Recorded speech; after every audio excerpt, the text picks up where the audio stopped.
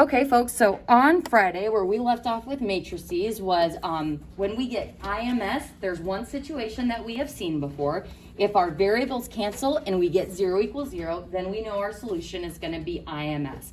What we haven't seen before is if we have fewer equations than variables, then we are going to have IMS as well, where we can't get an exact intersection point or an XYZ coordinate to describe that solution. So folks, we're just gonna go ahead and jump right into this first example, and we're gonna do row operations on this one. So to give us some practice of what we were doing last week, we are gonna try to get the ones with the zeros below it by hand. So first, looking at this set of equations, is there any one of these equations that might be best to have in that top position, or any one of these that would be easiest to get to be a 1? Maybe a better question is, do we have any GCFs that we can take out anywhere? Ooh, looking at that second equation, we can divide out a 4 from each of those, which will give me x plus z equals 3.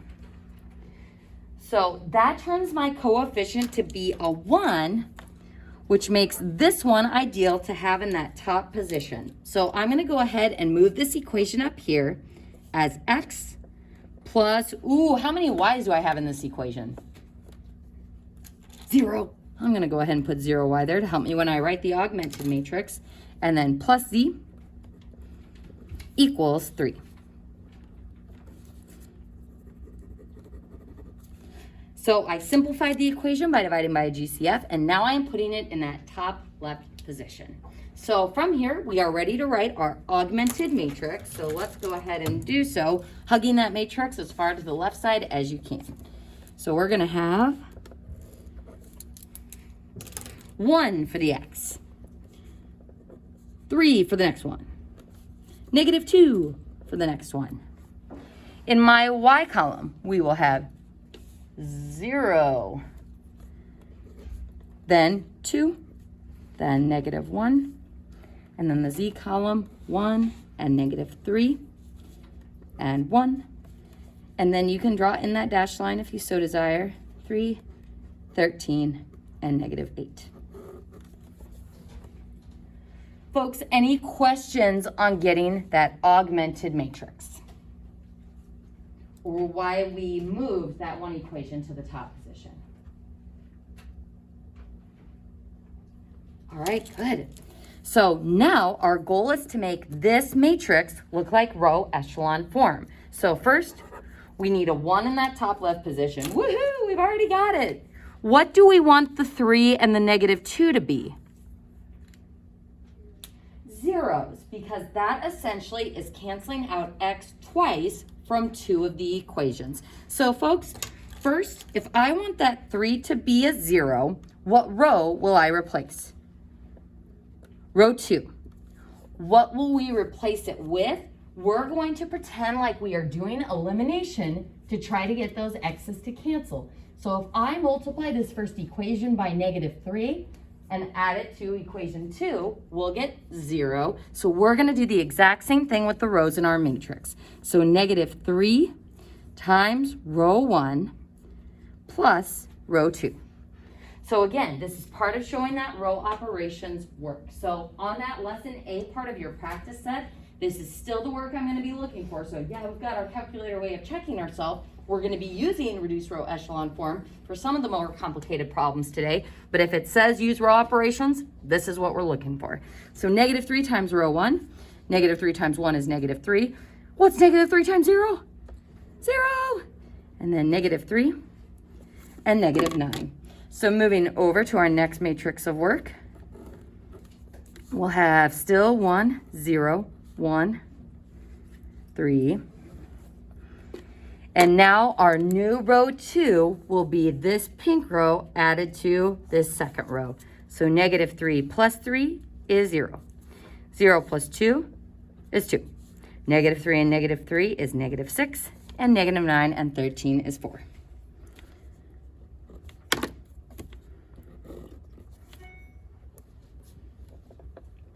Next, if we want that -2 to be a 0, what row are we replacing? Row 3. And what are we going to replace it with? And again, folks, the whole idea behind having this 1 in the top left position is manipulating 1 to look like the opposite of those other row terms is the easiest way to get those zeros. So to get this to cancel out with the -2, I'm going to multiply row 1 by 2. So 2 times row 1. And then add it to row 3. So 2 times row 1, I'm going to write that work down here. 2 times 1 is 2. 2 times 0 is 0. 2 times 1 is 2. 2 times 3 is 6. So that's what 2 times row 1 looks like. Now adding that to row 3, 2 and -2 is 0. 0 and -1 is -1. 2 and 1 is 3. And -8 and 6 is -2. So now we have our first column of row echelon form done. We've got our 1 and the zeros below it. So now we move to our next column, trying to make that look like row echelon form. We want the 2 to be a 1, but only if it's easy to do. Is it easy to make this 2 look like a 1? Yeah, and we say that it's easy because dividing by 2 isn't going to create any horrible looking fractions in this row. So what row am I going to replace? Row 2. What are we going to replace it with? Row 2 divided by 2. So that will give me 0 and 1 and -3 and 2.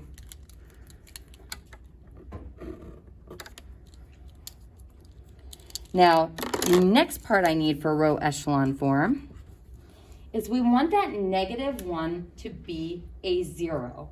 Now, folks, do I want to use row 1 to get rid of that -1?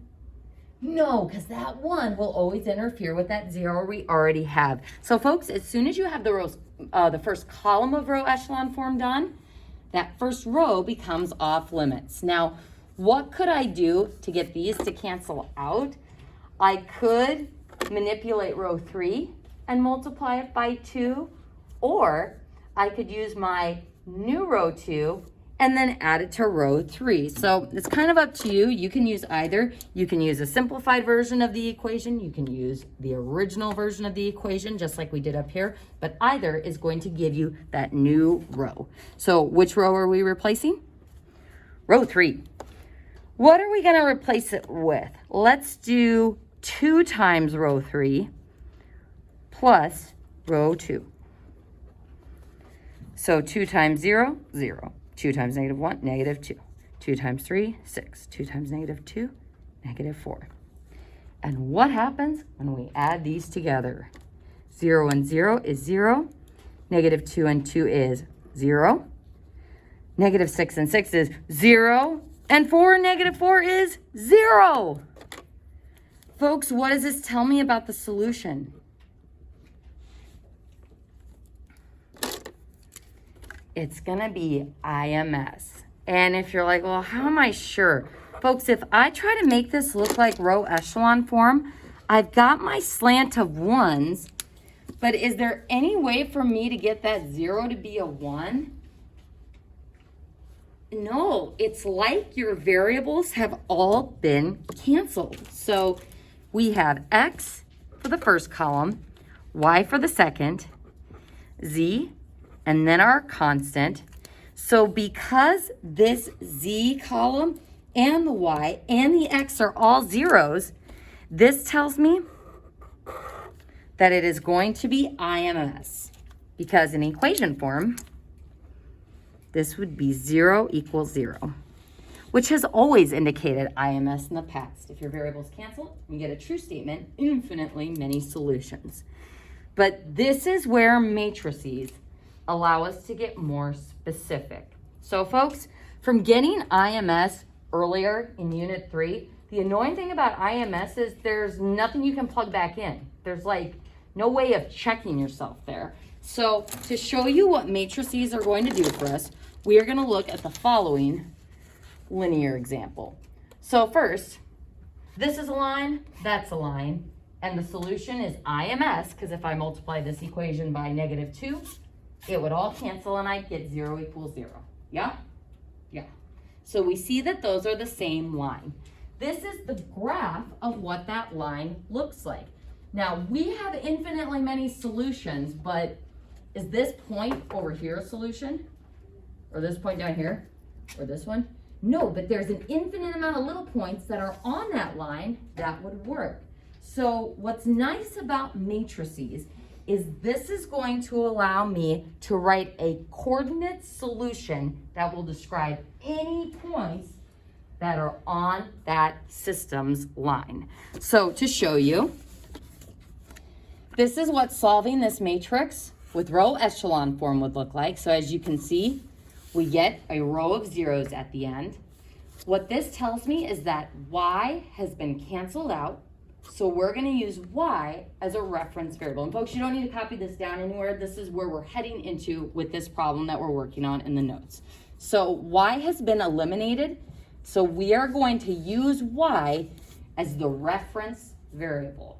So we're going to come up with a coordinate formula that describes the solutions all in terms of y.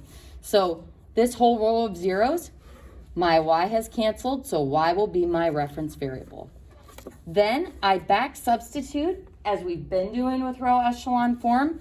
We turn this row back into an equation, x plus y equals 2, and then I solve for x in terms of y.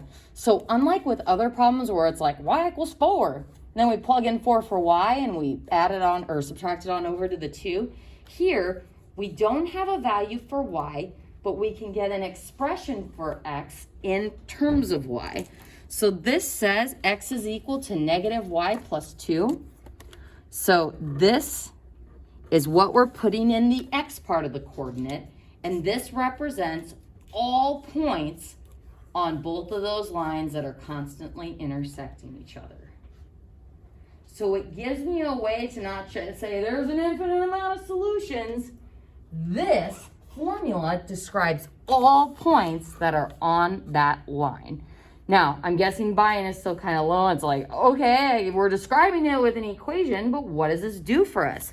What this allows me to do is pick any value for y and find a corresponding x value that goes with it that works in both of those equations. So folks, using this coordinate solution formula, which I wrote down here and had a little mishap there, I chose a y value of 2. I took the 2 for the y and plugged that in for the y in the x part of the formula. -2 plus 2 is 0. And this tells me 0, 2 is a point on that line. So I chose a y value to generate a corresponding x value that went with it. And folks, looking at this graph, is 0, 2 on that line? Sure is.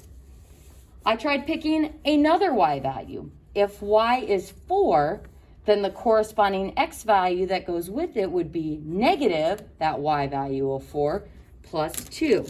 So I arbitrarily chose a y value and plugged it into this coordinate formula, and that gave me a corresponding x value that goes with it. So -2, 4. Does that look like it's on this line? -2, 4? Yeah. And we can do it with another point. I picked 10. Plug in 10 for the y. And it tells us -8, 10 is also a solution. Now, -8, 10, it's way up here, but it's still going to be a solution to this system. So, big idea, we can use the coordinate formula to generate solutions that we could plug back in and check. So if you've ever been annoyed that there's no way of checking those IMS ones, this is going to allow me to generate a coordinate that I could plug back into both equations to check. Buy-in on those 2 variable ones, probably low, but we know those 3 variable ones are tough to solve, and it is nice to have a way of checking ourselves. So take a deep breath. Let me check the bell schedule because I never know when we're breaking for lunch. Oh, wait, folks, we're going to take a little brain break before we go back to that problem in the notes. So go ahead and zone out for a second. I thought I had some math news to show you guys. Oh, they're on my phone. Yeah.